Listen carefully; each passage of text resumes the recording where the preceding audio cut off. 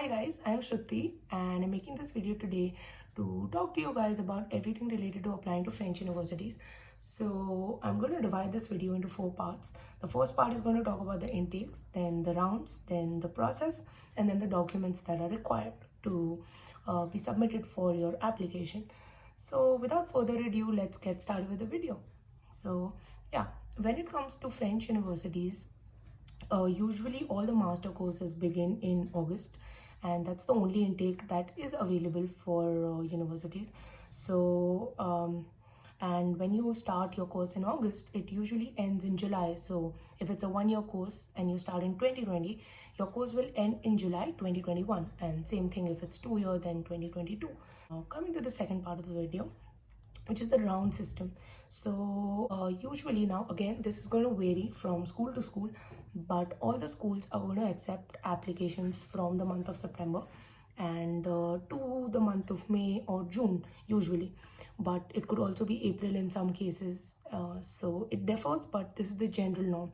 Now I'm going to explain what are the different kinds of round systems for different schools. Now, whichever school you choose will fall more or less in one of the categories, but it's going to differ a little bit. So yeah, so one system of applications is having 4 to 5 rounds. So what will school do is that it'll start accepting applications in the month of, let's say, August or September, and then by October it'll end one cycle of rounds, and then it'll call it the schools will call it round 1. So let's say a school gets 100 applicants, so it'll make its choice. Let's say it selects 10 applicants, and so now it's done. Like, these are the number of students that are selected from the round 1. Now the school will again reopen the applications, but this time for the round 2.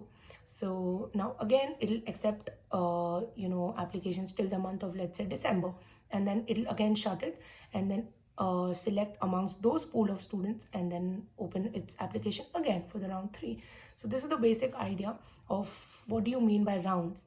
And when I talk about how many rounds are there with schools such as HEC, SEC, SEB, it's usually 4. And you can say that the last round ends in the month of somewhere around April or May. So there are some schools which also have rolling admissions. Now what happens in rolling admission is that when the school receives an application from the student, it takes that student's application, assesses it, and then gives a reply back instantly within 15 to 20 days. And then that's about it. It does not end and start rounds for assessing a pool of students. It's generally rolling, and it specifically goes on till, let's say, again, June. So that is one example of that is EDHEC, and EDHEC does not have any round system.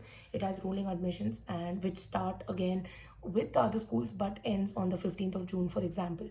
So yeah, that is one way of schools looking at application. Now coming to the next part of the video, which is the process.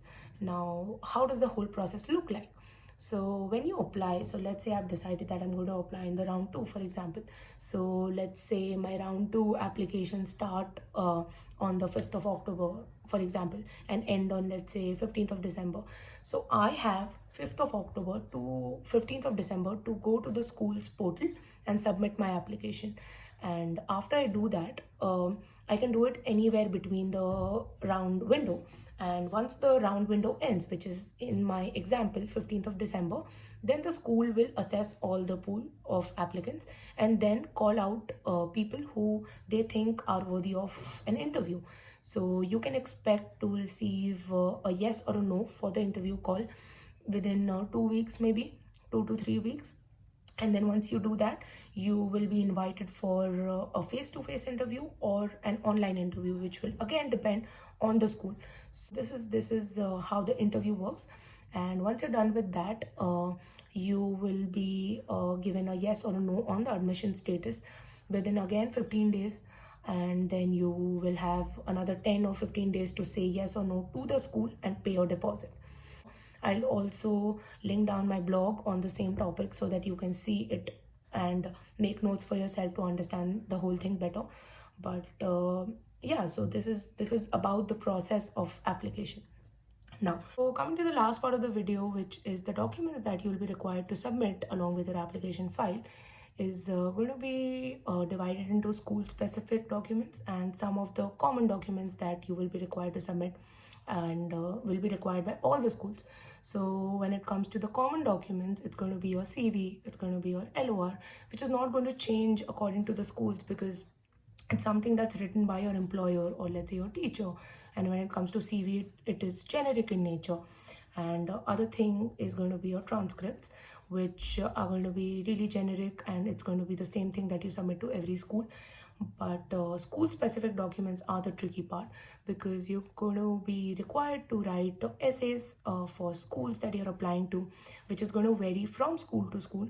So I cannot dive into every school and its requirements in terms of essays in this video, but to give you a brief idea about how it works, it's going to be a set of questions that the school is going to ask you and expect you to respond to. So with, for example, when it comes to HEC, they ask a number of questions and they expect you to write within a shorter space when it comes to word limit. But when it comes to schools like ESSEC, they're going to ask you fewer questions but going to require you to write longer answers. So these are the ways that are incorporated by the school to know you better. So that's going to be really specific.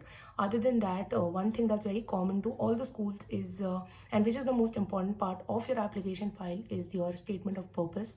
So you're going to require to submit a statement of purpose, which is going to state exactly what you have been doing and what are your motivations to get into the school that you wish to, and everything around that. So that's pretty much the list of all the documents that you will be required to submit. Other than that, if you want to apply for scholarship, you're also going to abide by the kind of document that the school needs you to fill when it comes to scholarship application. So that's about it, and that was the complete list of all that you're supposed to know before you start applying to the French universities.